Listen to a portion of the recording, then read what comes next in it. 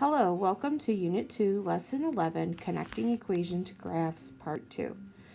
In this cool down, it asks you to consider the equation 1.5x plus 4.5y equals 18. And then for each question, explain or show your reasoning. So, if we graph the equation, what is the slope of the graph? In order to solve this, what we need to do is take the equation, which is already in standard form, and put it into slope-intercept form. In order to do that, I need to solve for y, so I need to isolate y.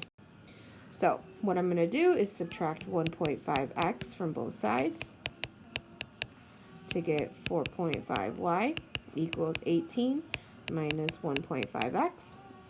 From there, I'm going to divide both sides by 4.5.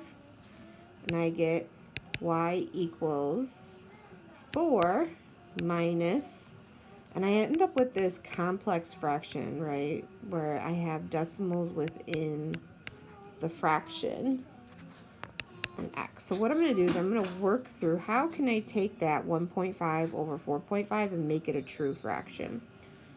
So the first thing I'm going to do is get rid of the decimals by multiplying by 10 over 10. When I do that, I get 15 over 45. From there, I can see that 15 goes into both 15 and 45, so I end up with 1/3. So my equation is y equals 4 minus 1/3 x. Now, it wants us to identify the slope, so just remember the slope is always attached to the x. In this case, it is the negative 1/3, so we would say m is equal to negative 1/3.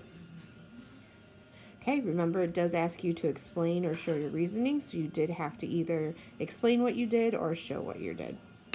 For the next question, it says, where does the graph intersect the y-axis? So this is what basically we're asking, what is the y-intercept? So I can refer back to my previous equation that I isolated, which is y equals 4 minus 1/3 x. Since it's already in slope-intercept form, I know that this 4 must be my y-intercept. So I could say the graph intersects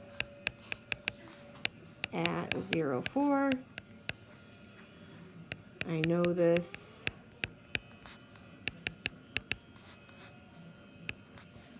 because the equation y equals 4 minus 1/3 x tells us the y-intercept.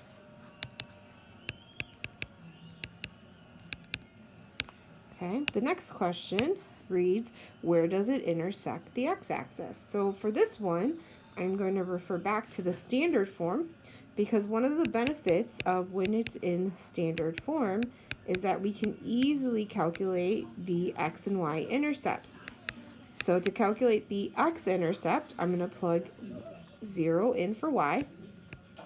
So I have 1.5x plus 4.5 times 0 equals 18.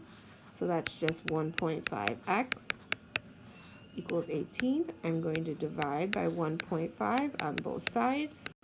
And when I do, I get x equals 12. So therefore, my x-intercept is 12, 0. Thank you for watching.